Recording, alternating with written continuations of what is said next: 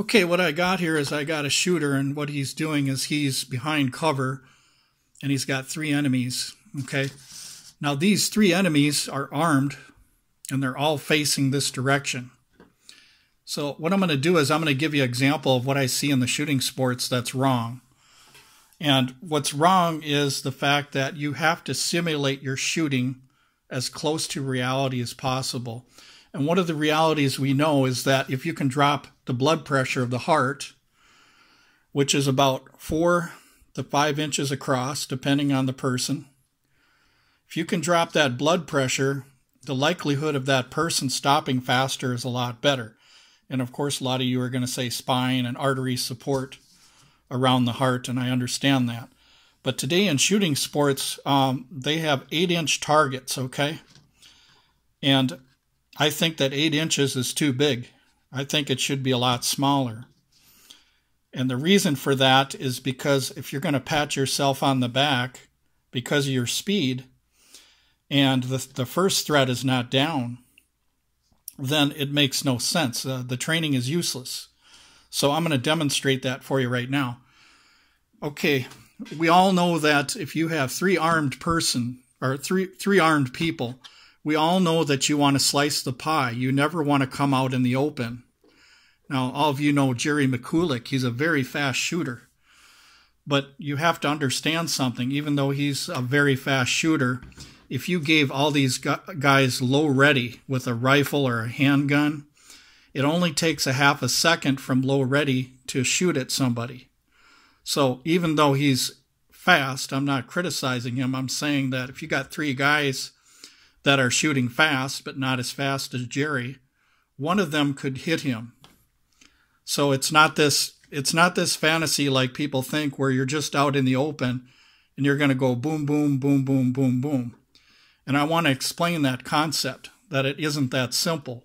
And one of the guys that stood for this, that was on YouTube that I found, was Robert Keller, Special Ops. He was the one that actually agreed with me on things like this, because what he did is he looked at how training was done just like I did, and we weren't afraid to challenge conventional wisdom and to see chinks in the armor, as we call it, where training was failing because of simple things that people overlooked.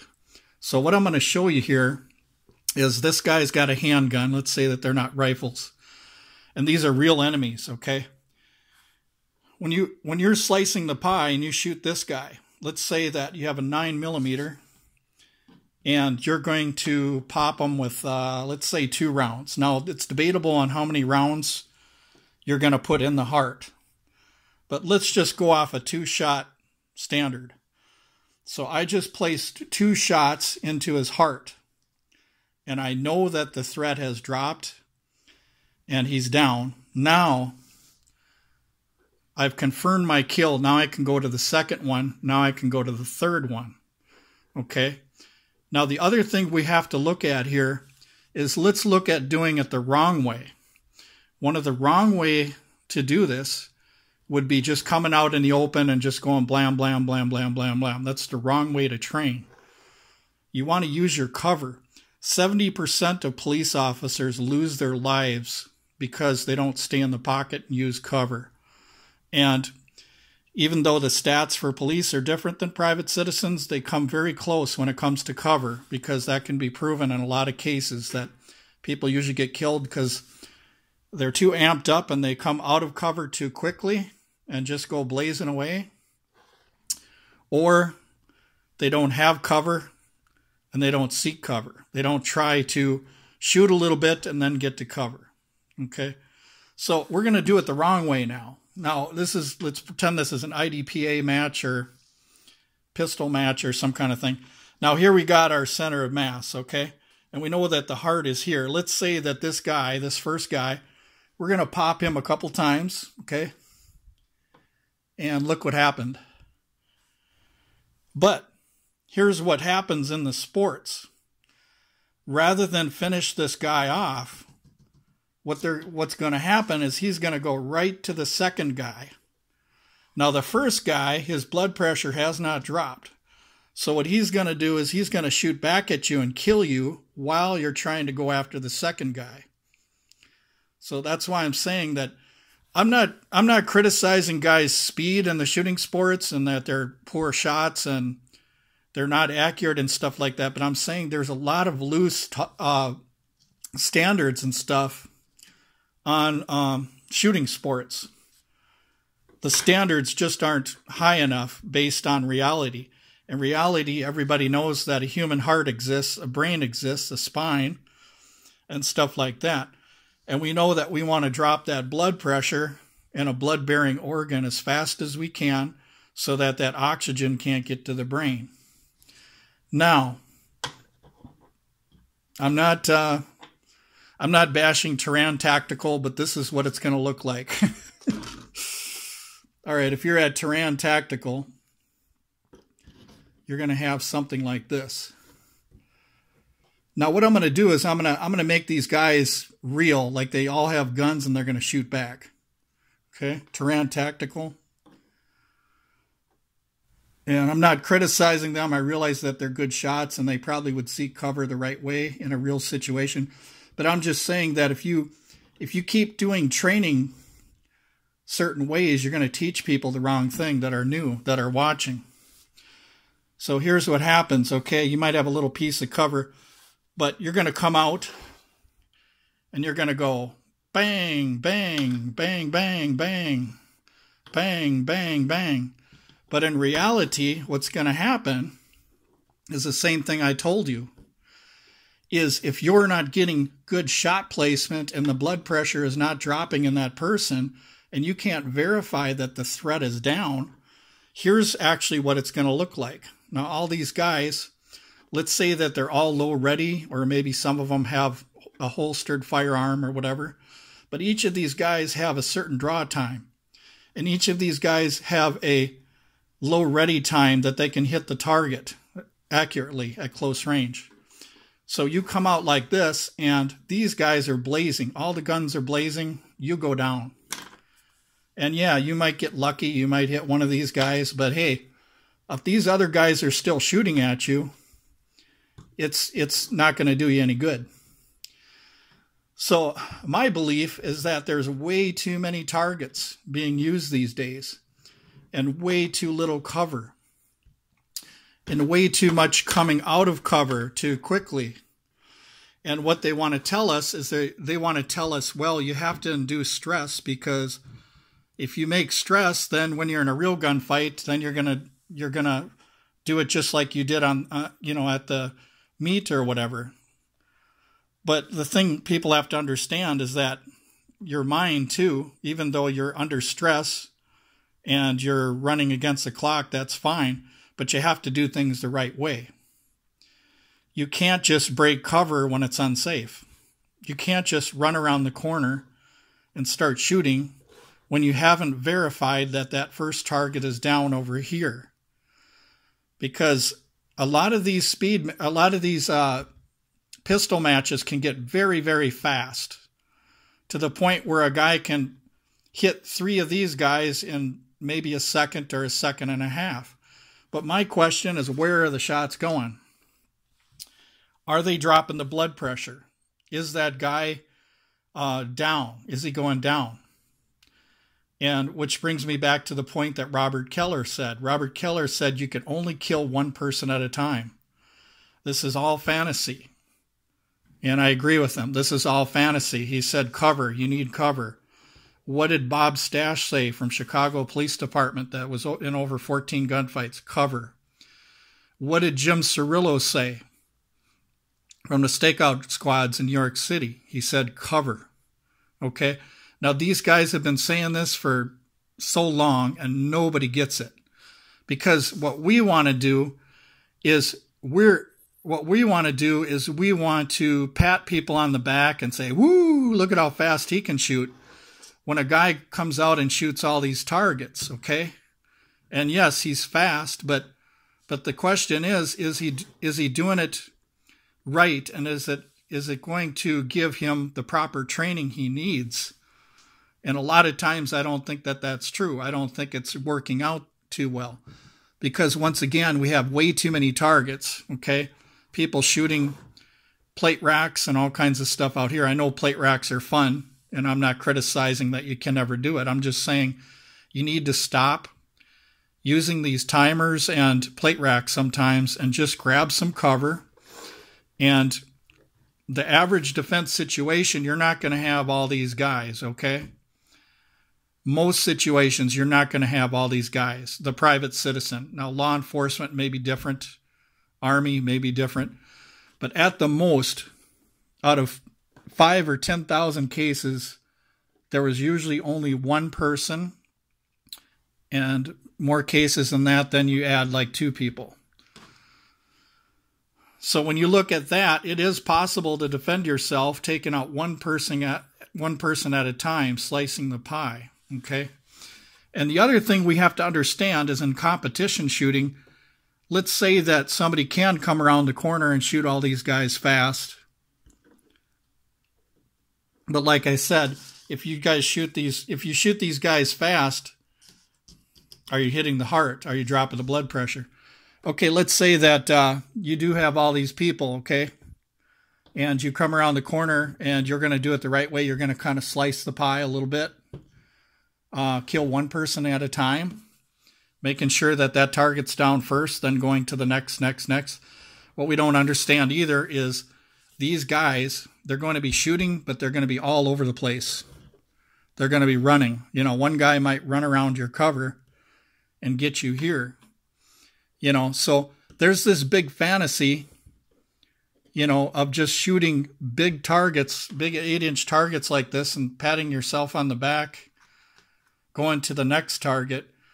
Or even worse than that, if you have a target like this, and let's take this compact CD, which is how I made this, about 4.5 inches, about the size of a heart, I suppose.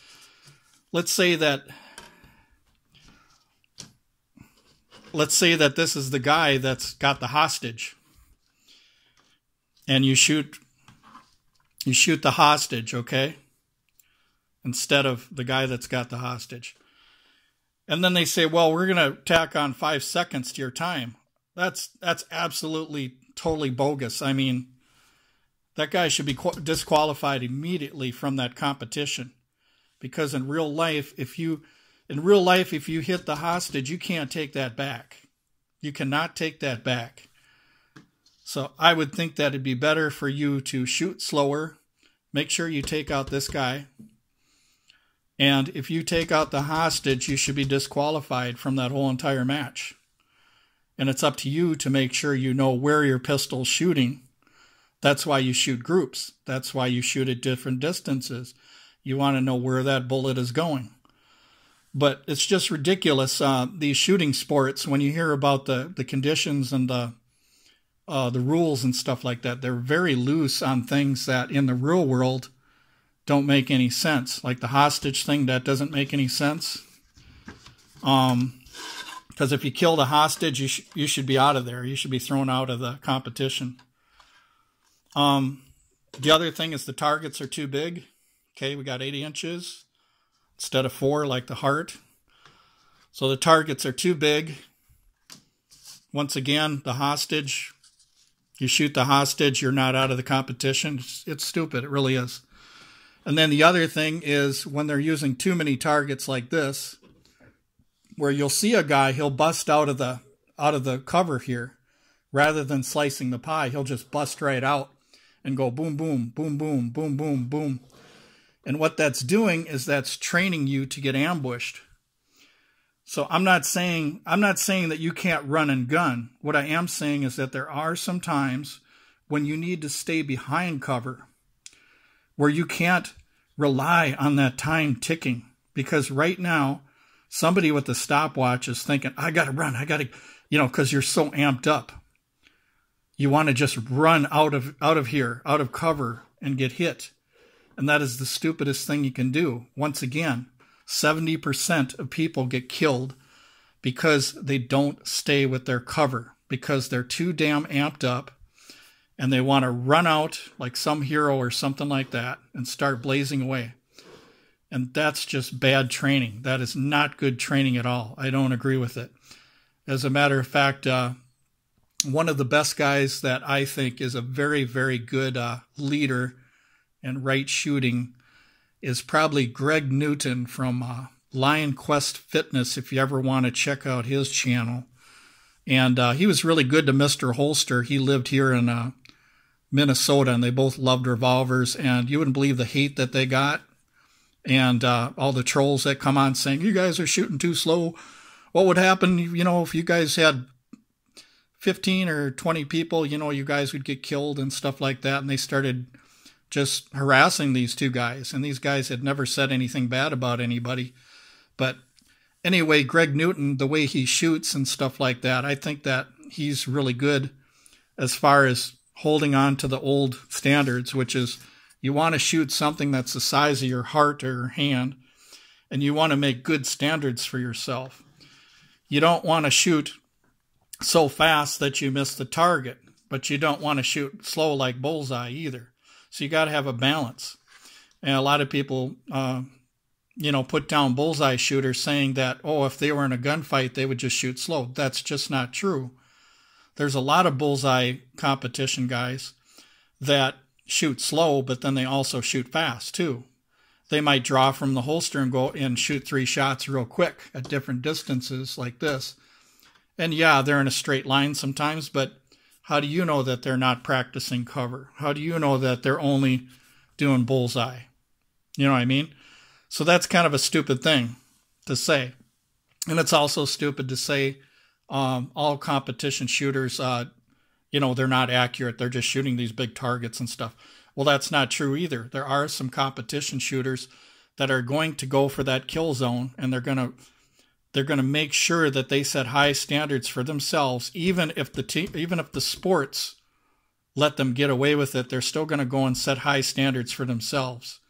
Because I know a lot of competition shooters that have said, if there's a hostage situation, this is the hostage, this is the guy that's taking the hostage. If they shoot it, they had told me that they would that they would accept being disqualified for that.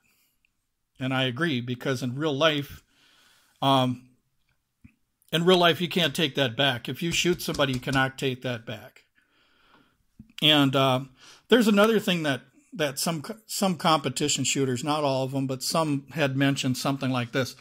Well, if you practice shooting smaller targets fast, then what's going to happen is in a gunfight, you're going to take your time. No, that's not necessarily true, because if your norm is going after fist-sized targets fast, then when the time comes when you're in a real situation, you're going to shoot faster, but you're going to have in your mindset of shooting that 4-inch target. So if you do wander off your 4 inches, well, hey, you're still on the competition shooter's target. See? So that's a bunch of baloney there. You want to make your norm shooting smaller targets and then get faster. That's how Bob Munden did it and everything like that. Now, there may be some that maybe throwing your shots first. I realize that it's reverse too. Maybe throwing your shots first, like this. You practice and say you're throwing your shots, you're going full speed, and then eventually your speed meets your accuracy. Okay? That's true too. But you can't tell somebody that has found it that they're better by shooting slow first and then shooting faster and faster and still hitting the kill zone, stopping the threat. So that's usually how it works out. Because the thing is that as your speed increases, so your accuracy decreases. So you got maximum speed, you got something like that. But if you take your time like a bullseye shooter, if you take too much time and you're just sitting around and you want a group like that, well, yeah, you're going to hit the heart, but by the time you do that, this guy is already going to shoot you. So people have to understand there's a balance between speed and accuracy. But what we're talking about here is we're talking about combat accuracy versus precision accuracy. Precision accuracy is if all my shots are like that. And that's slow accuracy. Combat accuracy is we might mess up a little bit, but we're shooting fast, we're still hitting the heart, okay? And then the third type of accuracy is pretty much just sloppy accuracy. These are people that want to go lightning fast, and they might win a competition. They'll get a pat on the back and stuff like that, and everybody say, "Woo, I wouldn't want to get in a gunfight with that guy. He's fast. He would kill all these guys right here." That's just not true. It's a bunch of baloney.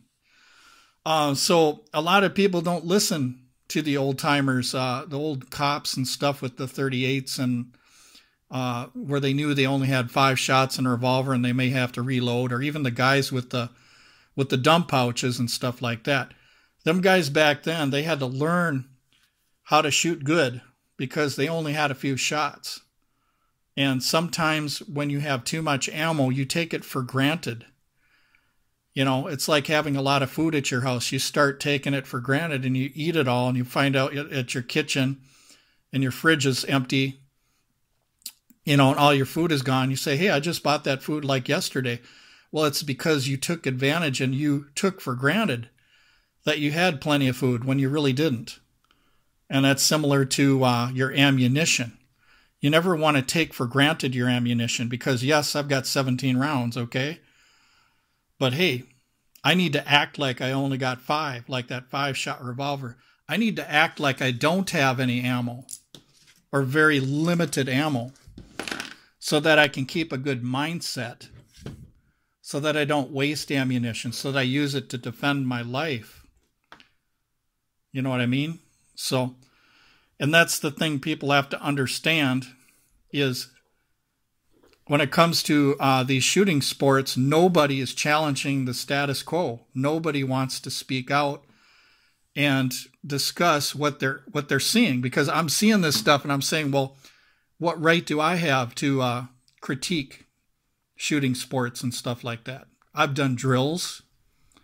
I've done shooting. A lot of different types of shooting. I've done plate racks and all kinds of stuff like that.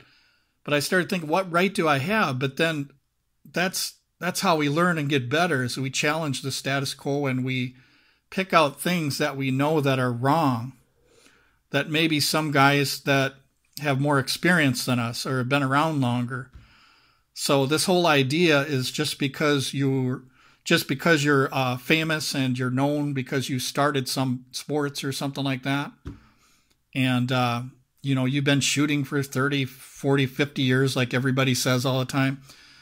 It doesn't mean that somebody can't challenge you and critique what you're doing and ask questions. Why do you do it this way? That kind of thing. Kind of like Enron. Nobody asked why, and that was their motto. Ask why. Nobody did. If you guys know anything about Enron, you'll get it. But you have to ask why. You have to analyze things and look. And like I said, it's chinks in the armor. You can see where things are going wrong. There's always chinks in the armor. And from a military standpoint, you want to look at the little things that people aren't noticing, where the enemy can exploit. And the enemy can exploit you if you do wrong training, if you don't have good standards, if you don't get back to smaller targets, size of the heart, if you don't get back to just having this plenty of cover here rather than just being out in the open and blazing, without even slicing the pie, and taking your time in the pocket, taking your time in cover until you make that fatal shot. And you know that the blood pressure is dropping, and you know that the threat has been stopped. If the threat has not been stopped, you cannot go transition to the next target. You just can't do it. So, and I'm doing this video cold turkey. I don't have notebooks like you guys do. I don't have things on the wall that I can read, because I know a lot of you do that. You can tell by the blinks in your eyes that you're editing and stuff like that. I don't do that. I do these videos cold turkey. So yes, I might make mistakes in my wording. I might sound confusing sometimes. But the thing is that I'm making this video because I'm seeing something that's training people the wrong way. And the thing is, if Dennis Tueller had said that 70% of police officers are dying because they're not using cover properly, we've got a problem. And I'm not saying that law enforcement's bad. I'm saying that all of us have a problem, because what we've done is we put emphasis on these little stopwatches now. Where is the emphasis for cover?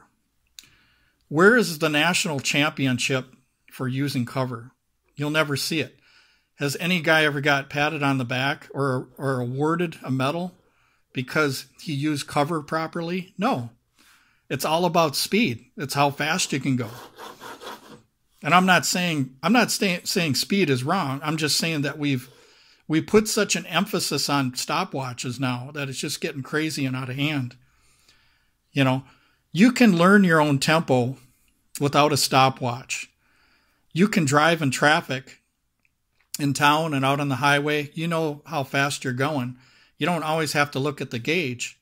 And I'm just saying, sometimes maybe just leave that stopwatch at home and don't get all these targets. I mean, just bring a couple targets with you. You don't need all these. You know what I mean? Why not just get really good at 2 targets first? Why not just get really good at 2 targets first? So we'll put these guys right here. Why not get good at 2 targets? Okay, you hit this guy a couple times, center of mass, but not just center of mass. Center of mass, you can still miss vital organs, okay? You can still miss the heart. Pop him 2 times in the heart. He goes down, okay? Go over to this side. Take your time. You know, take your time in a hurry, as they say. That means you're going fast, but you're taking your time at the same time. So it's a balance between speed and doing things right. So you're coming around the corner here. You get this guy, hit him a couple times in the heart. Okay, he goes down. You won. Okay? You won that shootout. And that's the thing. And if you have 3 guys and you're in a real situation, the tendency of us guys, well, probably women too now, I suppose, the tendency of us is that we want to go after the other 2 guys when we get the other guy. Now, when we take this guy out and we've got cover, okay, we're safe here. But if we take that guy out right here, he goes down, and we're running around the corner and we're chasing him as he's running away, and we shoot at him, and then this guy over here shoots us, we've broken our pocket, we've broken our cover. The best way to do something like this is to not chase these other guys that are running away. The best thing to do is to drop your first guy here and then keep slicing the pie. Why go out in the open and start chasing people? You don't want to do that. You want to stay behind cover, because it's our instinct to chase. It's our instinct as guys that if one guy falls, we want to go get the rest of them because we're so amped up. And especially for competition shooters, you're so amped up about everything that you just want to go so fast that you're not thinking straight. So you have to understand that, you know. And this is different than law enforcement too, because private citizen shootings is much different than law enforcement. Because private citizen shooting, you can take out this guy here, and you have the option to stay behind cover and just guard your area, okay? But as a law enforcement officer, if you take this guy down, you have to give chase to these guys. So now what you're doing is you're putting yourself out there, and these guys are trying to hide and find cover, but it's your job to put on them cuffs. So you got to go after them, which means you have more exposure to shots fired. And this is one of the reasons why a small caliber handgun and less rounds often works with the private citizen. You'll find out Claude Warner will tell you that. If you guys know Claude Warner, he does very, very good research on only private citizen defense situations that haven't been lumped in with military law enforcement.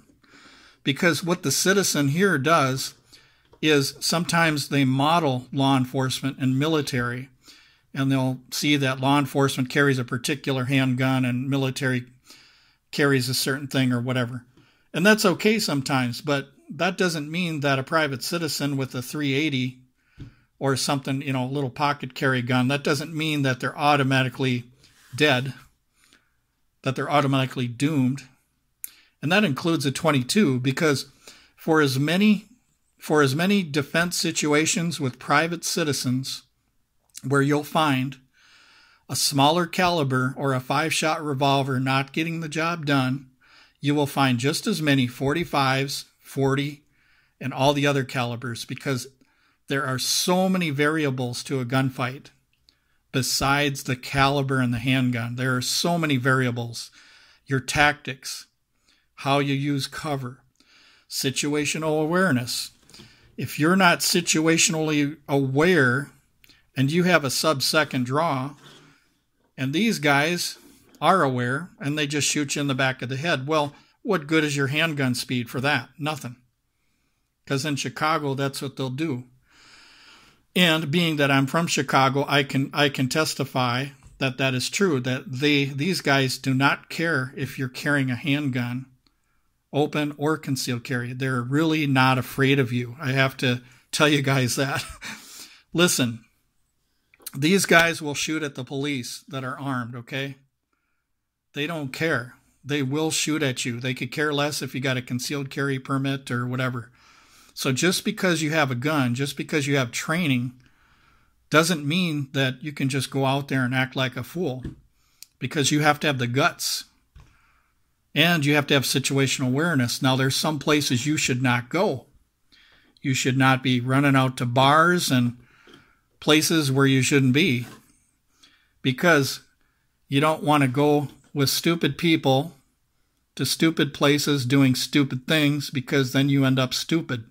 You're a fool. Even the Bible says that if you run with the wrong crowd, you're going to get it like they do. So you want to stay away from the wrong crowd. You want to stay away from bad people, because you hang out with the wrong person. What if somebody's got a beef against them? Then you get in the situation now. So you want to be careful who you hang with. You want to be careful where you go. And the places that you go make a big difference, because if you're just on your way getting a gallon of milk and going home and doing the right thing and having good friends, you got bad friends. Let's see, these two are bad friends. This one's a good one. Well, if you're a concealed carry permit holder, you want to get rid of them two friends and, not have them, going out with you and stuff like that. You don't want to hang out with guys that are problems, because that's just going to put you in another situation where you're going to have to draw your gun, and you could possibly get in trouble for aggravated assault because you drawed your gun, or other things, depending on the DA in that city. It's really different, you guys. You guys have to understand the DA. You have to understand that these places, even though we have certain laws and we have the Second Amendment and all this other stuff, they can really make the court cases go long and draw it on forever and ever and ever. And it's a big problem. So you want to make sure that you're a decent person and you're not starting the trouble. You're not the cause of the problem. And that's what happens sometimes when people conceal carry or open carry, is sometimes they feel that they can just walk up to somebody and start arguing. And, I've got a gun, so I'm going to be okay. I'm going to tell this person off and tell them what I feel about them and stuff like that. Sometimes, the best thing to do, being a man, is just walk away from trouble. Walk away. If they come after you, that's different, but you should walk away whenever you have that chance to de-escalate that situation.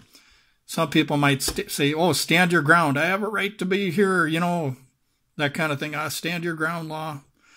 Yeah, but you don't have to be a jerk. You don't have to stand here and swear at them and start trouble and say you took a handicapped parking spot. What are you doing, and start yelling at, the guy's wife and his kids and stuff like that. You don't want to be a jerk. Just because stand your ground doesn't mean you should be a jerk.